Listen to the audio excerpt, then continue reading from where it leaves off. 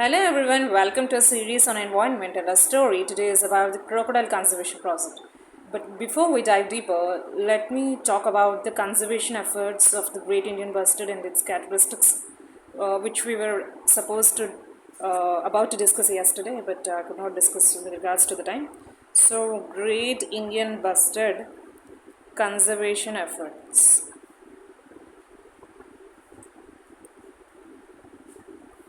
So, one is the Great Indian Bustard Conservation Breeding Centers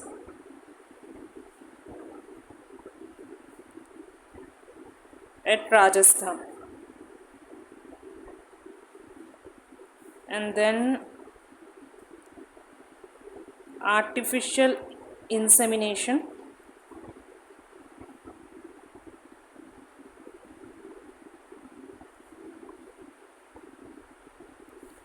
at National Breeding Center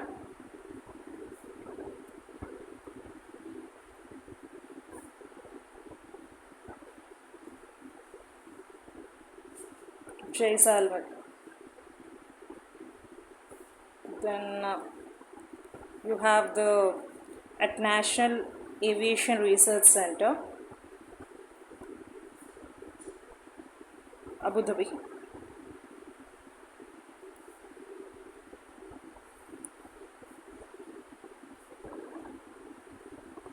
They do training of persons actually.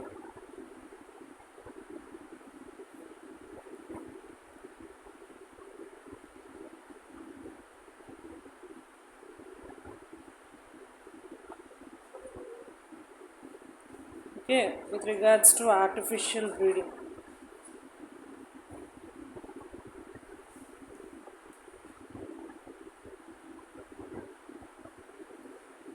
We'll try them with regards to this artificial breeding at the National Aviation Research Center, Abu Dhabi. These are all the conservation efforts, and we also have to discuss about the characteristics. I'll discuss about the crocodile conservation project in a while, just a minute. So basically, the males have a gular pouch. They have a pouch like this wherein the air is filled, and when they exhale, if you check through the images of this gular pouch, you will understand it.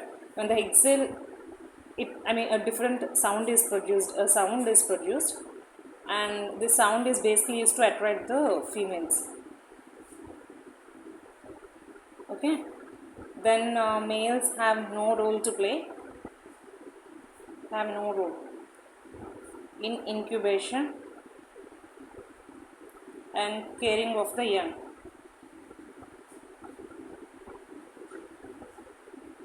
And they are agro-grassland omnivorous. I have explained what are agro-grasslands. Grasslands used for both agriculture and livestock grazing. In yesterday's class, I have explained in detail. Omnivorous, along with lacking frontal vision actually.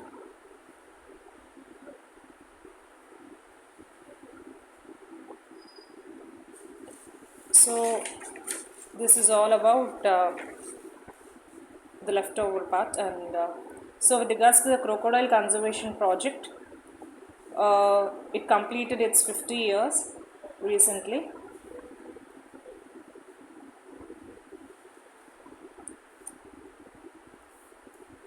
And basically it was launched in the year 1975 in Odisha.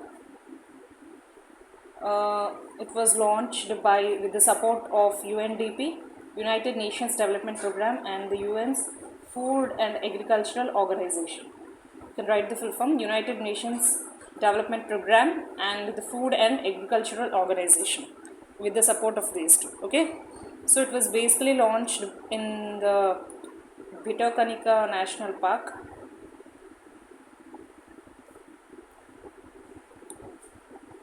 Okay, this is a Ramsar site actually.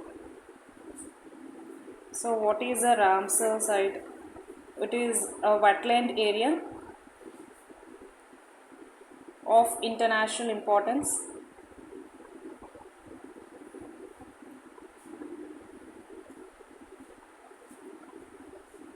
under the Ramsar Convention, or you call it as the convention,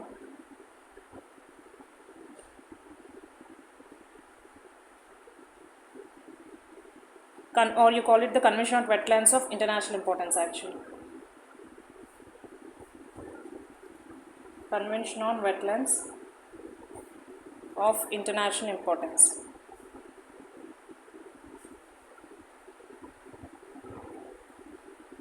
So what is a wetland? Wetland is basically an area saturated with water.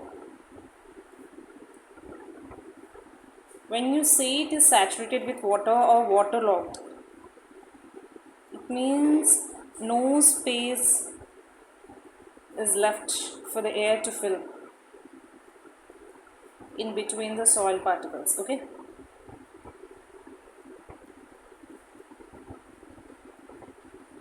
So wetlands are basically like the transition between terrestrial and aquatic ecosystem, and they exist in between, you can say this transition. So wetlands, I mean, basically we give them international importance of, like, it has to serve certain important functions as ecological functions, as water filtration. For the purpose of this water filtration, wetlands are termed as the kidneys of the earth actually, and they also do a lot of carbon sequestration because of the availability of plants, diverse plants availability, and biodiversity rich. It has to be, I mean, it is accredited an international importance. It is given an international importance basically because of this ecological functions or rich biodiversity, you can say. Okay, so I'll start, I'll make a separate video on wetlands and mangroves also in a separate class. It is of extreme importance actually for the exam, so I'll make a separate video, an exclusive video on the same actually. So it is the Ramsar site, and it is the second largest mangrove ecosystem.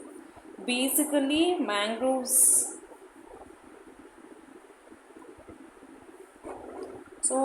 and of course, yeah, mangroves are like a mix of freshwater and saltwater ecosystems existing along the coastal ecosystem. So the plants or the trees which thrive, they are actually salt tolerant, and it is this Bhitarkanika National Park is the second largest mangrove ecosystem after the Sundarbans actually. Okay, and basically it is actually a network of you can say canals. Canals are like artificial narrow stream of water, and creeks are natural stream of water, but they are narrow again. Okay, canals are basically used for irrigational purposes and all, which are man-made actually. Those canals which are used for irrigation and all. So this Bhitarkanika National Park is a network of canals and creeks, and they're basically inundated with rivers, as inundated with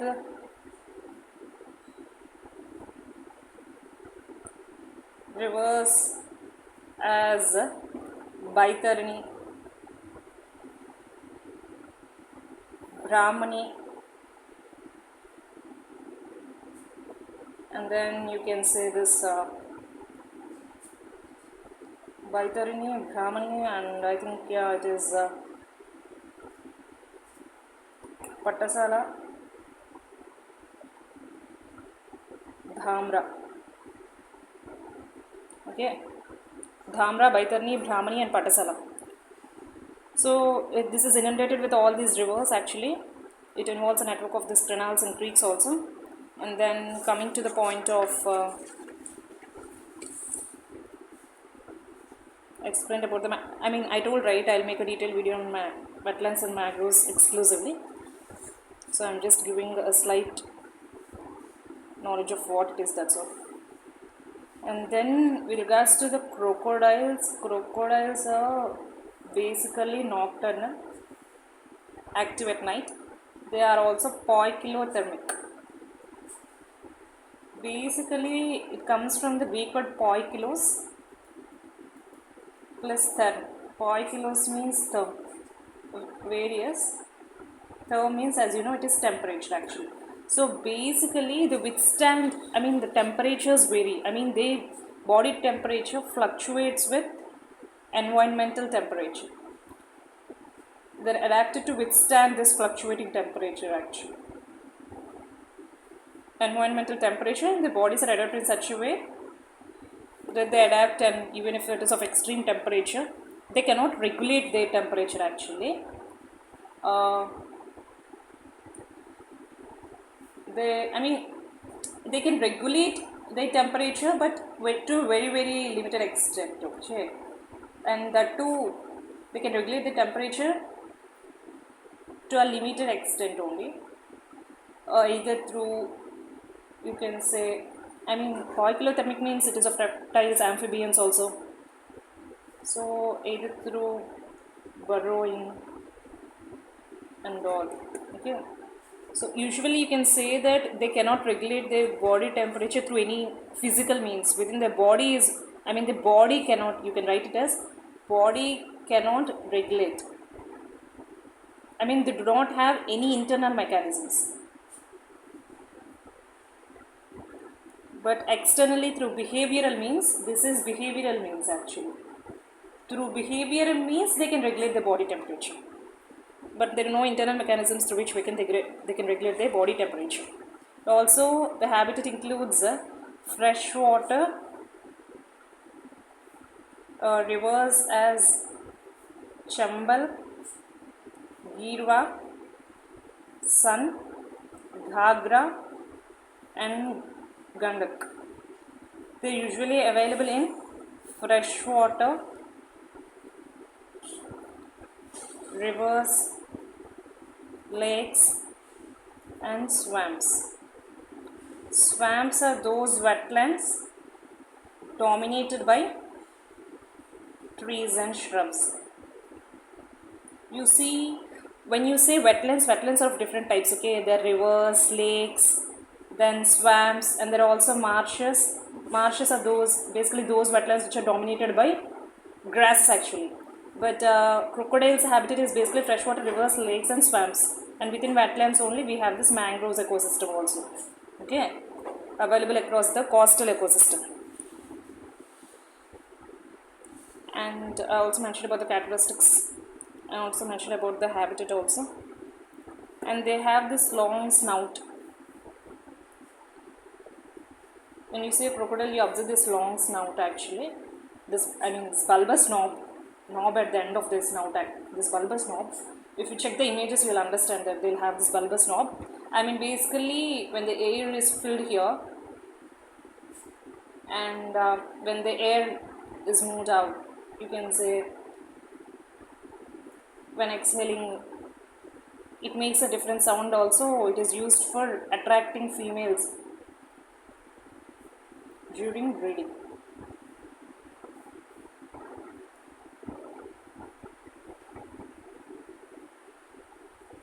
Okay, that's it. That's it about the crocodile conservation project actually. Nothing much to discuss actually. If there is anything left, I'll try to discuss it in the next class, but this is what it is all about, the crocodile conservation project. Thank you. Stay tuned for more updates.